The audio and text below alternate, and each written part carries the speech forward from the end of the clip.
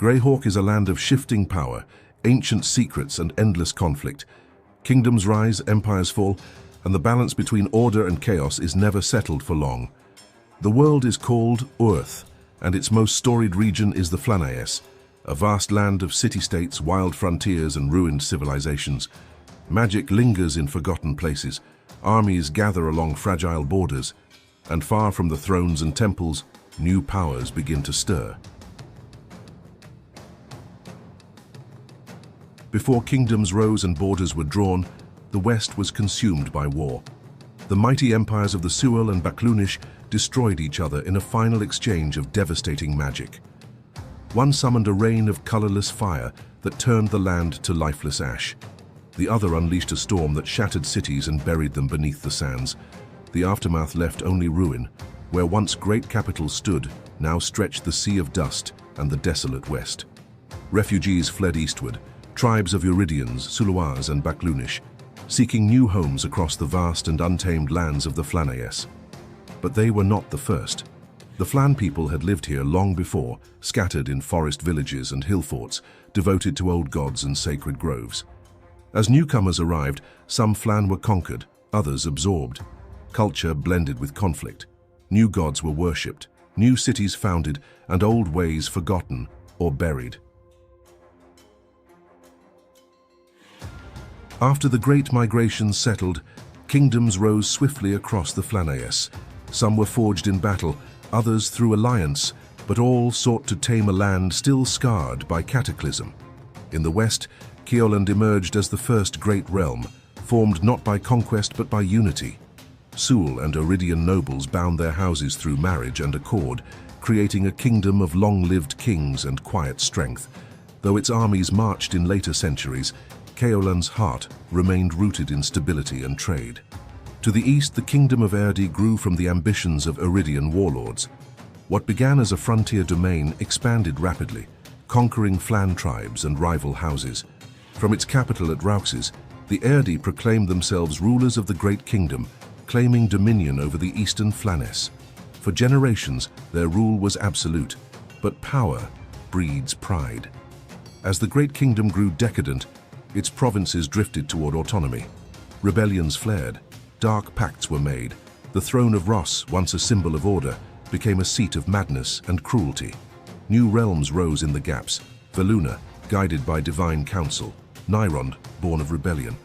The Ulek states, where dwarves and humans coexisted in uneasy alliance. Furiondi, proud and martial, stood as a bulwark against the chaos from the east. And in the center of it all, the free city of Greyhawk grew powerful without a crown. Founded near ancient cairns, it became a haven for merchants, wizards, and adventurers, answering to no king, yet influencing many. By the 6th century, the Flanaess had become a patchwork of proud nations, fragile alliances, and old rivalries. The age of building had passed. An age of unrest had begun. Greyhawk owed its rise to no crown. It answered to no king. Governed by merchants, mages, and guilds, it became a neutral ground amid warring states. Here, trade thrived. Goods from the Amadio jungle, the Baklunish west, and the Near Div converged in its markets. Gold spoke louder than blood, and opportunity lured all who dared. But beneath Greyhawk's towers and spires lies its darker legend, Castle Greyhawk, the shattered ruin of a mad mage's dream. Zagig Irregerne, once Lord Mayor and wizard beyond reckoning, built the castle in secret and obsession. He dug deep into the earth, creating a dungeon that defied understanding, a maze of magic, traps, monsters, and gates to other worlds. Some say Zagig vanished into his own creation. Others claim he captured a god within those walls. Whatever truth lies buried, Castle Greyhawk became a magnet for adventurers. Many entered, few returned. Riches, relics, and ruin await below, along with riddles the world still cannot explain. Today, Greyhawk is called the Gem of the Flanaess, not for its beauty, but for its value. It is a city where coin can buy nearly anything, where information is a weapon, and where power shifts with every whisper. The Flanaess is home to a wide range of cultures and races, shaped by ancient migrations and long-standing rivalries. 4 major human ethnic groups dominate its history: the Flan, Oeridians, Suel, and Baklunish. Though bloodlines have mixed over generations, their origins still influence regional identity, customs, and politics. The Flan are the indigenous people of the Flanaess. Once widespread, they now live mostly in rural areas and among the more remote nations like Tenh and the rovers of the Barrens. Their culture favors druidic traditions, ancestor worship, and deep ties to nature. Some Flan bloodlines, particularly in old northern lands, trace back to vanished kingdoms lost long before the migrations. The Oeridians were the most successful of the migratory peoples. Fierce and adaptable, they moved east after the cataclysms and quickly established dominance. Many modern nations, including the former Great Kingdom, Nyrond, Furiondi, and Veluna, are rooted in Oeridian heritage. Their language, common, became the trade tongue of the Flanaess. The Suelois arrived as refugees fleeing the destruction of their empire.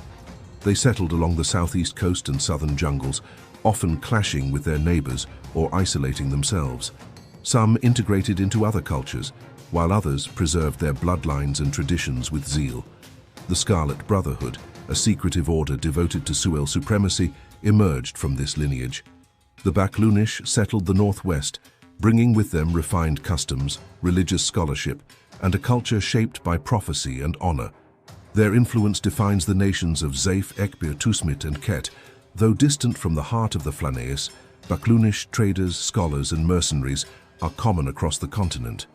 Among the non-human peoples, the elves maintain strongholds in forests like Selene and the Vesva. The dwarves remain in the mountains, particularly the Lortmills and the Iron Hills, valuing craftsmanship and kinship. Gnomes are concentrated in the Kron Hills, known for their cleverness and curiosity. Halflings live scattered in human lands, blending into local communities.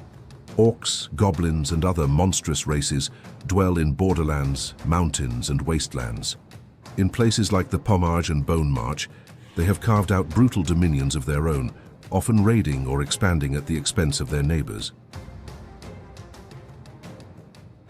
The people of the Flanaess live by the favor of their gods.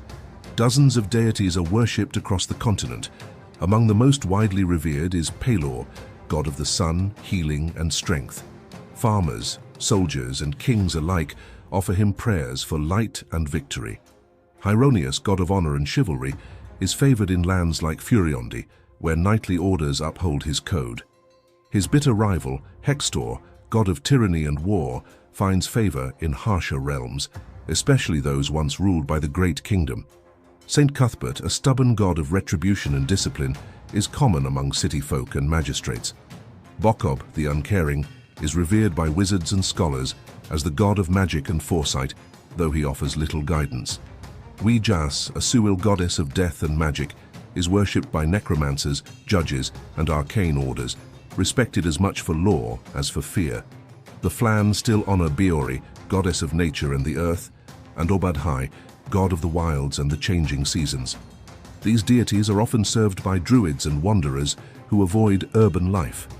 The Baklunish faith centers on Istus, goddess of fate, and Alakbar, a prophet and divine figure of lore and healing.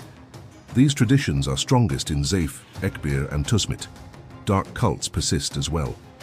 Vecna, the whispering god of secrets and undeath, attracts followers in hidden circles. Inkabulos, god of plague and despair, is feared more than worshipped. And above all, Iuz, a demigod of cruelty and domination, rules a kingdom in the north, his worship enforced by blade and terror. The gods of Oerth do not often intervene directly, but their influence is real. Power flows through those who serve them. Nations rise and fall in their names, and in the hearts of mortals, faith remains one of the strongest forces in the world.